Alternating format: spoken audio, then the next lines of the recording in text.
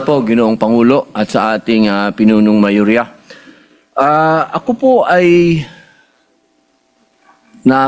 nakinig at napanood ko po ang mga talumpati ng ating mahal na kasama, Senator Risa Hontiveros, Senator Marcoleta, Senator Erwin Tulfo, patungkol po sa kaganapan na nangyayari ngayon sa pagitan ng Chinese Embassy at sa atin pong mga senador.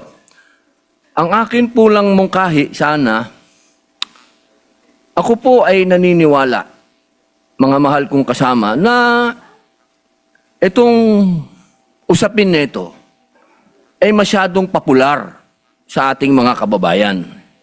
At ang magsalita ka ng patungkol sa pagsasaayos ng Singalot na ito ay hindi pabor sa sino man na magsasalita nang gusto mong magkaroon ng kapayapaan. Pero sa usapin na ito, ako po ay tatanggapin ko kung ano ang sasabihin ng mga tao sa akin. Kung sasabihin nilang, oh, pro-China yan, okay lang po. Wala pong problema. Ang akin pong gustong sabihin sa ating mga kababayan, alam niyo, ang isang bagay, pag hindi natin inayos, pag hindi tayo nagtulong-tulong na maayos, lalong-lalo na sa kapitbahay natin, kapitbansa natin, hindi po ito makatutulong sa atin. Hindi po ibig sabihin na ako'y pumapayag na pagsalitaan ng hindi maganda ang ating mga kasama ng Chinese Embassy, hindi rin naman tama yun. Pero, hindi rin naman po tama na ang isang opisyal natin sa gobyerno, na isang unipermado pa, ay gagawa ng katatawanan o karikature ng presidente ng China. Sapagkat kanina po, habang nag-uusap kami ni Senator Amy Marcos, sabi ko sa kanya, kung yan ginawa ng China sa ating Pangulo na si Bongbong Marcos, ako'y oposisyon, pero gagawin nila yan kay Bongbong, ay unang-una po ako magagalit. Sapagkat hindi ako papayag na babawin ng kahit na sino ang Pangulo ng Pilipinas.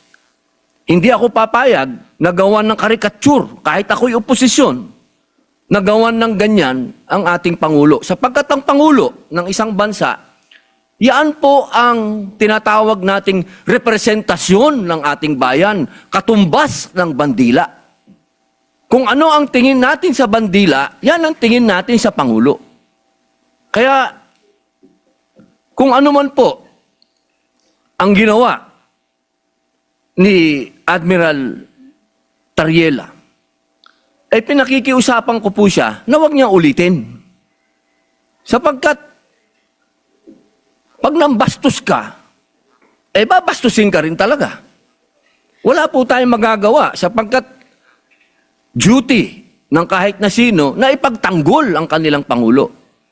Ang gusto ko lamang pong sabihin dito, aking mga kasama, tama po, naniniwala po ako na hindi makatwiran ang ginagawang pambobomba ng tubig sa ating mga mangingisda, sa ating Coast Guard.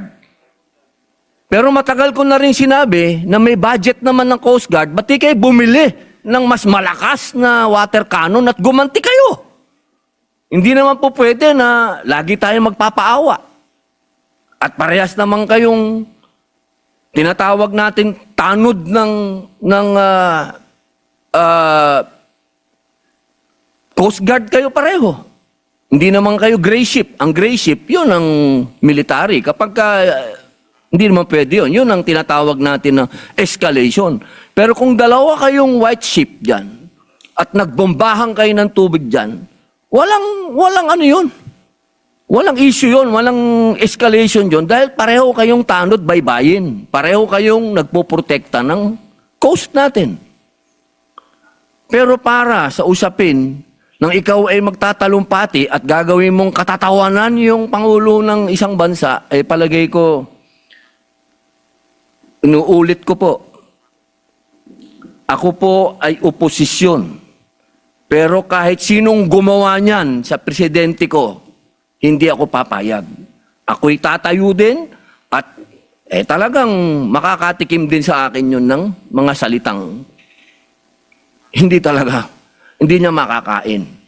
Sapagkat sa akin, anuman ang political affiliation natin, pagdating sa Pangulo sa ibang bansa, iisa tayo. Solid dapat tayo, nakatayo dapat tayo sa Pangulo natin, pag-usapin na ng ibang bansa na. Kaya sana po, nakikiusap po ako sa Chinese Embassy at sa ating mga kasama na sana po ay matapos na ito, makapag-umpisa na po tayo ng magandang relasyon, pag-umpisahan natin ng pag-uusap, sapagkat, alam niyo po, meron din po tayong ibang mga kasinggalot. Tahimik nga lang tayo. Katulad po ng aking best friend sa Malaysia. Kasingalot natin yan sa Sabah. Ilan ng Pilipinong naging stateless doon? Ilan ng Pilipinong dineport nila? Pero naging tahimik naman tayo. Wala naman akong naririnig. Kaya sana kung ano po yung ginagawa ng iba din sa atin, pantayan din natin. Alam nyo, masakit sa akin magsalita ng patungkol sa Malaysia dahil kapatid kong mga Muslim yan. Pero ini-example ko lang po sa inyo na meron din tayong problema sa ibang lugar na meron din ginagawang pang-aabuso din sa atin na hinihingi ko din na magsalita din kayo. At sana, bilang panghuling salita, alam nyo, nung kailan lang nakita kami ni General Torre. Ang tingin ko dyan sa taong yan, kaaway ko yan. Sa ginawa niya kay dating Pangulong Rodrigo Roa Duterte. Pero dahil nagkita kami sa isang lugar na hindi namin dapat pag-usapan ang ginawa niya, kundi kami mga bisita sa isang lugar, kami naging, kumbagay, diplomat na rin kami. Kami naging mahinahon sa isa't isa. Sapagkat yun dun po ay pagpapakita sa ating mga kababayan na hindi sa lahat ng oras ay palabang ka. May mga pagkakataon na pwedeng madaan sa usapan. Kaya po sana, inuulit ko po, wala po akong masasabing sa mga speech, sa mga statement ng ating mga kasama. Naniniwala po akong may katwiran po ang inyong mga sinasabi. Kaya niya lamang po, sana, pagsabihan din po natin yung mga unipermadong personel ng ating bansa na magdahan-dahan din lang. Pwede ka namang mag-speech nang wala kang gagawing karikature o katatawanan ng isang Pangulo ng bansa. Yun lamang po, maraming salamat po, Ginoong Pangulo at sa ating pinunong mayurya.